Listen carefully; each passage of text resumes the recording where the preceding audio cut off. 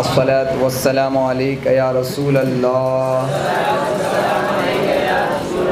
अस्सलातु वस्सलामु अलैका या हबीब अल्लाह, अस्सलातु वस्सलामु अलैका या नबी अल्लाह व अला आलिका व अस्हाबिका या नूर अल्लाह सल्लल्लाहु तआला अलैहि वसल्लम। अल्हम्दुलिल्लाह हमारे नामे अमाल के साल का ये पहला दिन है, जिस दिन की ये रात हमसे गुज़र रही है। अल्हम्दुलिल्लाह हमने अपने नामे अमाल में अभी तक मगरिब की नमाज़, फिर उसके बाद इसके पहले रोज़ा था, वो तो कल के नामे अमाल में था, और यानी पिछले साल के नामे अमाल में था। हमने मगरिब की नमाज़ पढ़ी, उसके बाद दो दो रकत करके नमाज़ें पढ़ी, फिर इशा की नमाज़ अल्हम्दुलिल्लाह पढ़ी, और अभी अल्हम्दुलिल्लाह इशा की बाद से मुसलसल हम ज़िक्र व अस्कार में लगे हुए। अल्लाह तबारक तआला का बहुत एहसान है कि जिन लोगों को अल्लाह तबारक तआला अपने ज़िक्र में मशगूल रखता है। उलमाए किराम फरमाते हैं, अहादीस मुबारका से साबित है, पूरी तवज्जो आप इस तरफ रखें इंशाअल्लाह। आपको सिर्फ 4 हदीसें सुननी है इंशाअल्लाह, ठीक है, और उसमें एक आयत का मफ़हूम हल्का सा सुनना है इंशाअल्लाह, ठीक है। तो हुज़ूर अलैहिस्सलातु वस्सलाम की हदीस शरीफ का मफ़हूम है कि एक अल्लाह के ज़िक्र की महफ़िल, एक महफ़िल, ये जो हम बैठे हुए, एक महफ़िल बंदे के 2 लाख बुरी महफ़िलों का कफ़ारा बन जाती है। अगर हमने 2 लाख मरतबा फजूल और बुरे लोगों के साथ में बैठकर गपशप की होगी और उनकी सीधी बातें की होंगी, तो अल्लाह तबारक तआला इस एक महफ़िल की बरकत से उसको माफ़ फरमा देगा। ये अल्लाह तबारक तआला का एहसान है कि अल्लाह तबारक तआला ने हमको ऐसे अमाल अता फरमाए कि जिसके ज़रिए हम अपने नामे अमाल को साफ़ कर सकते हैं। और ये नामे अमाल से ही मुताल्लिक़ शब बारात है भी। जैसे आपने हुज़ूर अलैहिस्सलातु वस्सलाम की हदीस शरीफ सुनी होगी। हुज़ूर अलैहिस्सलातु वस्सलाम से किसी ने पूछा, या रसूलल्लाह सल्लल्लाहु अलैहि वसल्लम, ये जो हम रोज़े रखते हैं, आप यहाँ ध्यान दें पूरा इस तरफ, हम ये जो रोज़े रखते हैं इसकी वजह क्या है? तो सरकार अलैहिस्सलातु वस्सलाम ने फरमाया कि शब बारात के रोज़े हैं, एक दिन कल का और एक दिन हम आने वाले कल का रखेंगे। इसकी वजह तो सरकार अलैहिस्सलातु वस्सलाम ने फरमाया, उसका मफ़हूम है कि शब बारात निस्फ़ शाबान को इंसान के साल का नामे अमाल ख़त्म होता है और नए साल का नामे अमाल शुरू होता है। तो मैं चाहता हूँ कि मेरा नामे अमाल रोज़े पर ख़त्म हो और मेरा नया नामे अमाल रोज़े से शुरू हो। अल्हम्दुलिल्लाह हमने रोज़े से तो कल शुरू करेंगे, अभी मगरिब के बाद से ही ज़िक्र व अस्कार से शुरू कर दिया अल्हम्दुलिल्लाह। तो अल्लाह करे हम अपनी ज़िंदगी के ज़्यादा से ज़्यादा लम्हात अल्लाह और उसके रसूल के ज़िक्र में गुजारें इंशाअल्लाह, ठीक है। आज मैं कुछ चंद ऐसी चीज़ें जो हमारे अमाल के मुताल्लिक़ हैं, और इस अमाल का काम क्या है, ये क्यों लिखा जाता है अमाल, ये जो अमाल लिखा जा रहा है ये आपको किस वक्त काम आएगा? ये अमाल हश्र के मैदान में आपके हाथों में दिया जाएगा। औलिया किराम रो रो कर दुआएँ किया करते थे कि अल्लाह तबारक तआला हमारा नामे अमाल हमारे दाहिने हाथ में आए, है ना। जो बुरे लोग होंगे, जिनके नामे अमाल बुरे होंगे, उनको बाएँ हाथ में दिया जाएगा। बात आ गई तो सुन लीजिए कि नामे अमाल कुछ लोगों को बाएँ हाथ में दिया जाएगा, और कुछ लोग बहुत ही बदकार होंगे, बहुत ही बदकार, अल्लाह ना करे हम में से कोई ऐसा हो। अल्लाह तबारक ताला के फरिश्ते उसको उसका नामे अमाल उल्टे हाथ में देंगे, वो भी उसकी पीठ के पीछे देंगे, यानी सामने नहीं, पीठ के पीछे देंगे। वो भी किस तरीके से? ऐसे नहीं, उसके पेट में से उसका हाथ अंदर घुसेड़ कर और पीछे से निकलेगा, और इस हालत में उसके हाथ में नामे अमल दिया जाएगा। ये इतनी बेइज्जती और जलालत उसके साथ होगी। हमको चाहिए कि हम अपने नामे अमल दुरुस्त करने की कोशिश करें। अगर हमने अपने नामे अमल दुरुस्त नहीं किए तो कल बरोज़े महशर हमको सिवाय बेइज्जती और अफसोस के और कुछ नहीं होने वाला, निदामत के सिवा और कुछ नहीं होने वाला, और फिर हम वापस नहीं आ सकते। इसलिए आप ज़्यादा से ज़्यादा नेक अमल करें। अल्हम्दुलिल्लाह तहरीक सुन्नी दावत इस्लामी, जो आपको यहाँ पर नौजवान सरों पर अमामा सजाए हुए नज़र आ रहे हैं, हुज़ूर अलैहिस्सलातु वस्सलाम की सुन्नतों पर अमल करते हुए नज़र आ रहे हैं, इनके ग्रुप में शामिल हो जाएं इंशाअल्लाह, और अपनी ज़िंदगी को सुन्नतों वाला बना दें इंशाअल्लाह, ठीक है ना इंशाअल्लाह। मैंने कुरान अज़ीम की एक आयत तिलावत फरमाई, ओमन खाफा मकाम रब्बिही जन्नतान, यानी और वो मफ़हूम है आयत का कि जो डरते हैं अल्लाह के हुजूर खड़े होने से, अल्लाह तबारक ताला उनको जन्नतें अता फरमाए। ये नाम अमाल वो दुरुस्त करता है जो अल्लाह के हुजूर खड़े होने से डरता है। यानी ये नाम अमाल जब हमको मिलेगा तो अल्लाह के हुजूर जब हम खड़े होंगे ना तभी मिलेगा। यानी जिस तरीके से अदालत के अंदर एक कसूरवार शख्स को, आरोपी को बुलाकर लाकर खड़ा किया जाता है जज के सामने, तो बिला तमसील अल्लाह तबारक ताला के हुजूर हमको खड़ा किया जाएगा, आवाज़ दी जाएगी, ए फ़ला बिन फ़ला हाजिर हो जाए। हम हाजिर होंगे, उस वक्त क्या कैफियत होगी, अल्लाह अकबर। जब अल्लाह तबारक ताला के हुजूर हम खड़े होंगे, क्या कैफियत होगी कि हमारा नाम अमाल उसी वक्त हमारे हाथ में दिया जाएगा, और उसके बाद उसके अंदर जो जो बुराइयाँ होंगी और जो जो फजूल चीज़ें होंगी हमको हुक्म दिया जाएगा। अगर अल्लाह ताला नाराज़ होगा उस वक्त में तो अल्लाह ताला हुक्म देगा इसको पढ़ कर सुना। सोचिए अगर हमने बुराइयों में ज़िंदगी गुजारी होगी तो जब हम उसको पढ़ कर अल्लाह के हुजूर खड़े होकर हम पढ़ सकेंगे कि हमने क्या क्या बुराइयाँ की, इसका खौफ हमारे अंदर अभी होना चाहिए इस दुनिया में। तो फरमाया अल्लाह तबारक ताला ने कुरान अज़ीम में कि वमन खाफा मकाम रब्बिही जन्नतान, कि जो अल्लाह के हुजूर खड़े होने से इस दुनिया में ही अभी डर रहा है तो उसको अल्लाह तबारक ताला ऐसे खौफ वाले को 2 जन्नतें अता फरमाता। तो ये खौफ आप अपने दिल में अल्लाह के वास्ते पैदा करेंगे ना इंशाअल्लाह, अज़्म करें, पैदा करेंगे इंशाअल्लाह। कहाँ से पैदा होगा? ऐसे ही जैसी हम ज़िंदगी गुजार रहे हैं। सुबह हम उठते हैं तो हमारी आंखें कारोबार पर खुलती हैं, स्कूल कॉलेज पर खुलती हैं, क्लासेस पर खुलती हैं, और रात जो होती है तो हम अपने कारोबार से, क्लासेस से, स्कूल कॉलेज से आकर घर के अंदर अब तो मैं थका हुआ हूँ, अब तो कुछ कर नहीं सकता, उल्टी सीधी यहाँ वहाँ जहाँ जैसी मिली नमाज़ पढ़कर घर पे आकर पढ़ गए, और थोड़ा बहुत मोबाइल लिया और उसके अंदर भी उसका भी सही इस्तेमाल नहीं, उसका भी इस्तेमाल सही नहीं, फजूल यहाँ वहाँ न्यूज़ देख रहे हैं, ये वो, ऐसे करके अपना वक्त बर्बाद करके इंसान सो जाता है। जबकि होना ये चाहिए कि हम अपने आमाल की फ़िक्र करें और ज़्यादा से ज़्यादा उन चीज़ों का इस्तेमाल करें और ऐसी चीज़ों में अपना वक्त लगाएं कि जिससे हमारी आखिरत का फ़ायदा हो। ठीक है ना? तो इस तरीके से हमारे दिल में खौफ पैदा नहीं होने वाला। खौफ पैदा करने के लिए हमको हश्र के मैदान के हालात सुनना पड़ेंगे कि हश्र के मैदान में होना क्या है। हश्र का मैदान कोई बाग नहीं है कि आप जाएंगे, सारे आदम अलैहिस्सलाम से लेकर क़यामत तक आने वाले सारे लोग जमा होंगे। क्या हम वहाँ भी इंजॉय करने जाएंगे कि देखेंगे कि आदम अलैहिस्सलाम की उम्मती कैसे, इब्राहीम अलैहिस्सलाम की उम्मती कैसे? इसे खौफ का आलम होगा, इतना ख़तरनाक खौफ का आलम होगा। सरकार अलैहिस्सलाम फरमाते हैं, हदीस का मफ़हूम है कि हम बहुत सारे लोग अपने आमाल के एतबार से अपने ही पसीनों में डूबे होंगे। यानी जो पसीने लोगों के जिस्मों से निकल रहे होंगे वो हश्र के मैदान में ऐसे भरे होंगे जिस तरीके से बाढ़ आ जाती है तो हमारे यहाँ पानी भर जाता है ना, इस तरीके से। और कुछ लोग टखनों तक, कुछ लोग घुटनों तक, कुछ लोग कमर तक, कुछ लोग गर्दन तक उस पसीने में डूबे हुए होंगे, और कुछ लोग उसमें डुबकियाँ लगा रहे हैं। यानी कुछ लोगों के नाक तक होगा वो पानी, पसीना, और वो लोग उसमें डुबकियाँ लगा रहे होंगे। सोचिए क्या हाल होगा, क्या हाल होगा। तो इसका खौफ अपने दिल में पैदा करें। अल्लाह ना करे कि हम उनमें से हों जो डूब रहे हों। हमें तो टखनों तक भी वहाँ नहीं रहना है इंशाअल्लाह। ऐसी तवक्को रखो और ऐसे काम करो कि हमको वहाँ टखने तक भी नहीं रहना। तो दूसरा कोई एक साइड है वहाँ पर, कोई दूसरी जगह है कि जहाँ हम चैन सुकून से हों हश्र के मैदान में? कौन सी जगह है?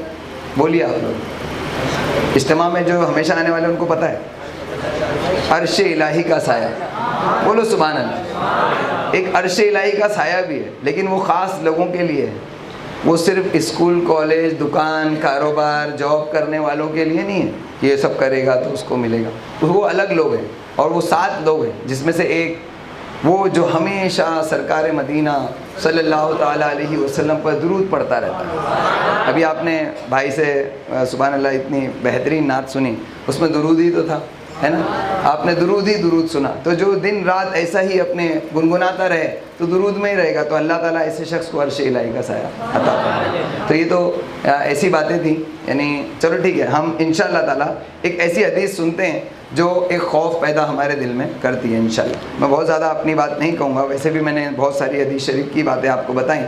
इमाम गज़ाली रहमतुल्लाह ताला, इनकी किताब मुकाशिफुल कुलूब, इसमें से हम हश्र के मैदान का एक हल्का सा मंज़र हुज़ूर अलैहिस्सलाम की अहादीस की रोशनी में इंशाअल्लाह सुनेंगे और उससे इबरत भी लेंगे इंशाअल्लाह, ठीक है ना। हज़रत अबू हुरैरा रज़ी अल्लाह ताला अन्हु से रिवायत है, नबी करीम सल्लल्लाहु ताला अलैहि वसल्लम ने फरमाया कि जानते हो मुफलिस कौन है?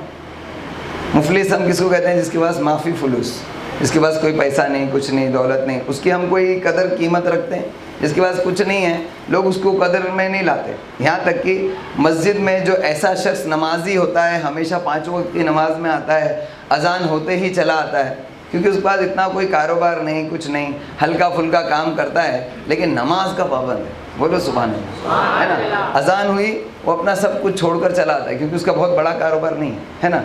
तो ऐसा शख्स पहले ही आ जाता है और आराम से मुसाफा वगैरह करके जाता है। लोग कहते हैं, ऐसा सोचते हैं लोग कि क्या है इसके पास, काम धंधा नहीं, कुछ नहीं, पढ़ लेता है, चलो अच्छी बात है, नमाज ये बहुत अच्छी चीज़ है। लोग इस तरीके से, इस अंदाज में उसको लेते हैं। आपको पता है हकीकत में एक हदीस की रोशनी में हुज़ूर अलैहिस्सलाम फरमाते हैं, यही लोग हैं जो जन्नत के बादशाह होंगे, यही लोग हैं जो जन्नत के बादशाह होंगे, और हम उनको हकीर निगाहों से देखते हैं। और ये हकीर वहाँ पर कौन होगा पता है?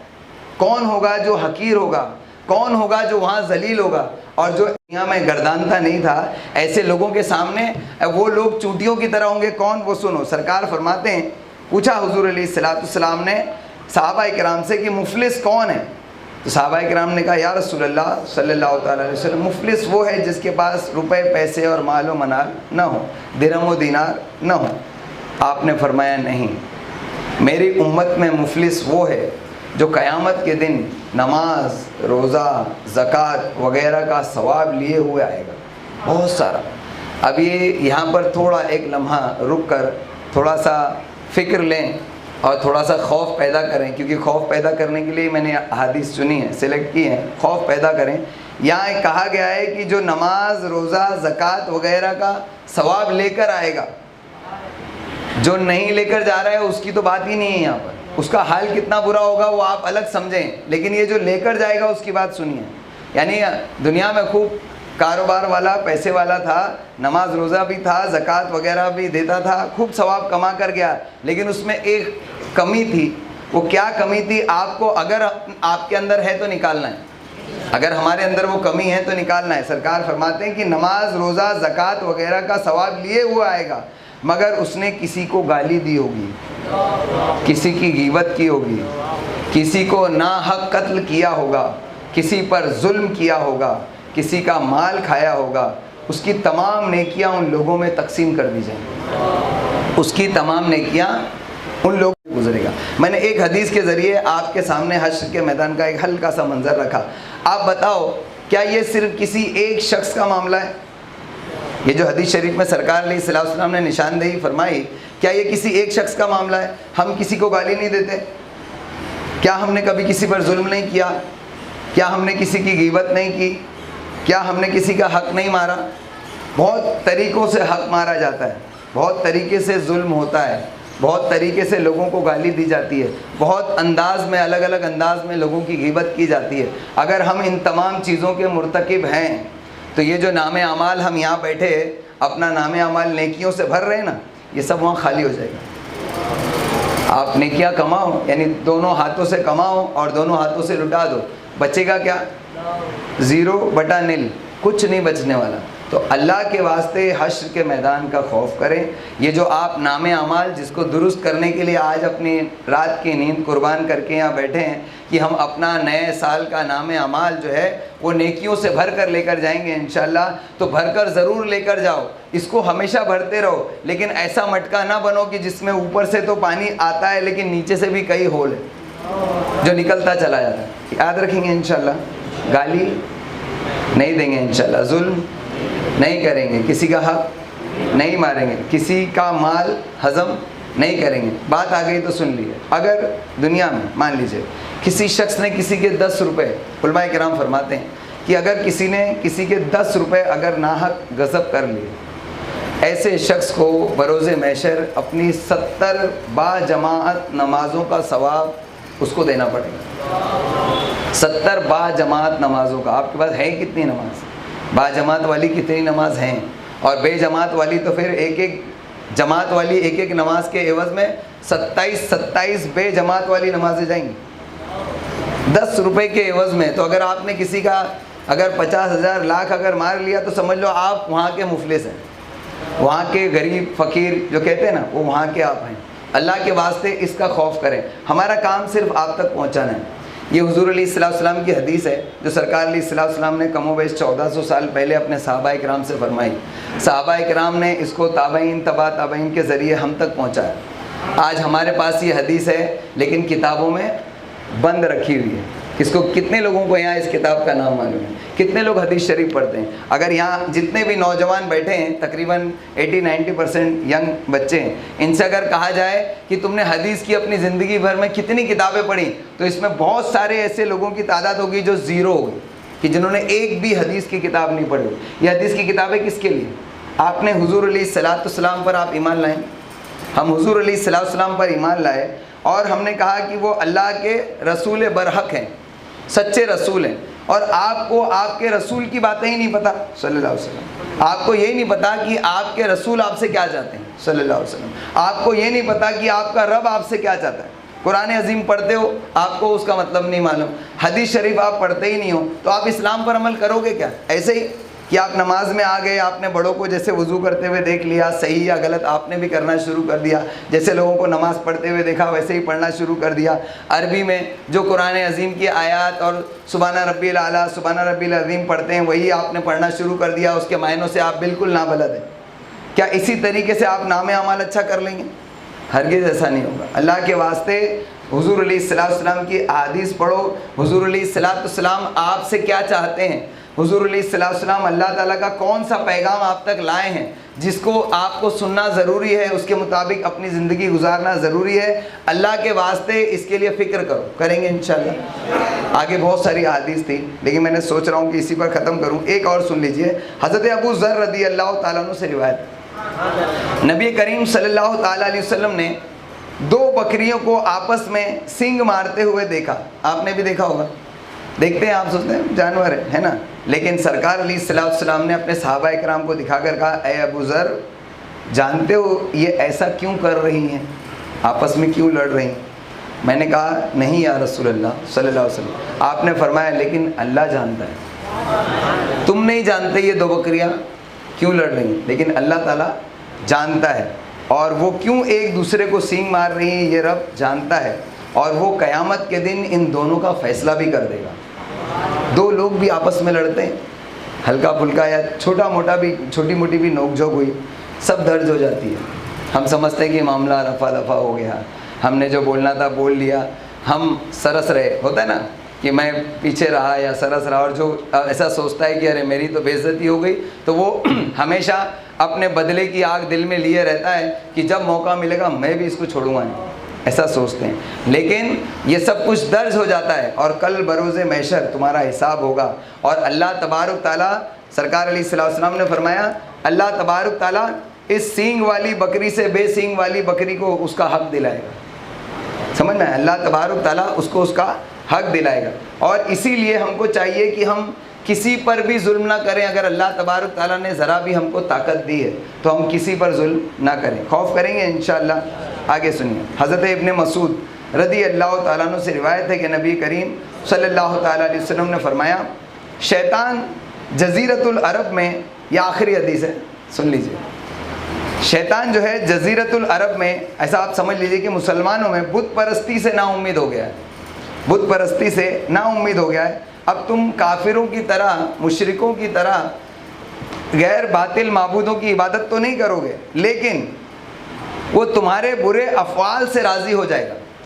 यानी तुमको इतना बद बना देगा, इतना बदकार बना देगा, इतना बुरा बना देगा कि फिर उसको उसके अलावा कुछ नहीं चाहिए। इंसान को जहन्नम में जाने के लिए सिर्फ कुफ्र या शिर्क की ज़रूरत नहीं है।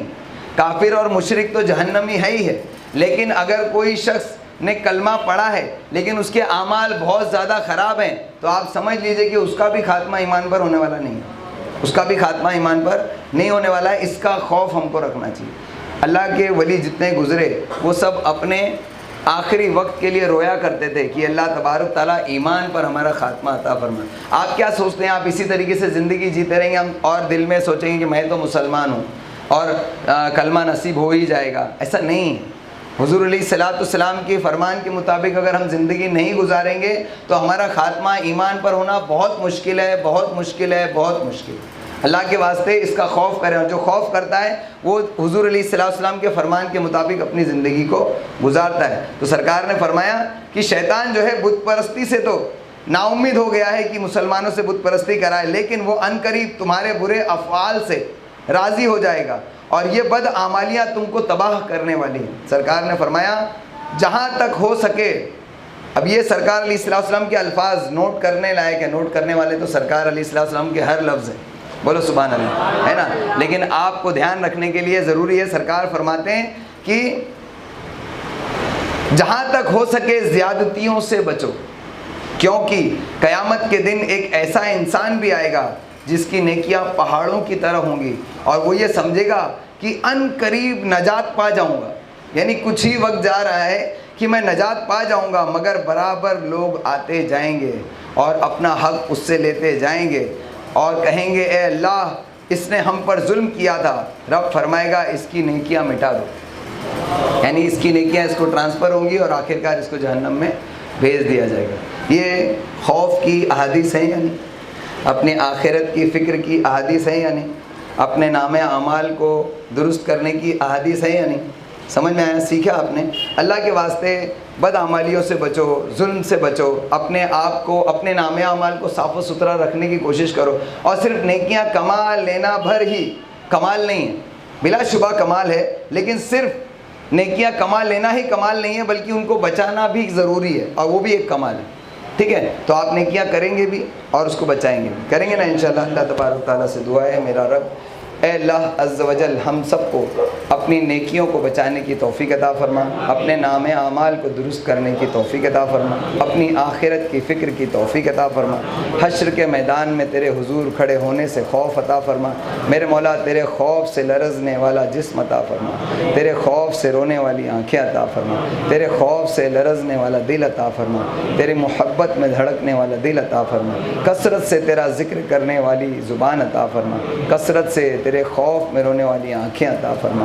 मेरे मौला तेरे ज़िक्र की महफ़िलों में शामिल होने वाला जिस्म अता फ़रमा। मेरे मौला खूब खूब नेकियां करने वाली ज़िंदगी अता फ़रमा। मेरे मौला हुज़ूर सल्लल्लाहु ताला अलैहि वसल्लम की मोहब्बत में ज़िंदा रख, उन्हीं की मोहब्बत में मौत अता फ़रमा। मेरे मौला हुज़ूर सल्लल्लाहु ताला अलैहि वसल्लम का दीदार ख्वाब में अता फ़रमा, मौत के वक्त अता फ़रमा, कब्र में अता फ़रमा, हश्र के मैदान में अता फ़रमा, जन्नत में हुज़ूर अलैहिस्सलाम का साथ नसीब फरमा, ईमान के साथ मदीने में मौत अता फरमा, जन्नतुल बकी में कब्र अता फरमा। सुबहान रब्बिक रब्बिल इज़्ज़ति अम्मा यसिफून व सलामुन अलल मुरसलीन वल्हम्दुलिल्लाहि रब्बिल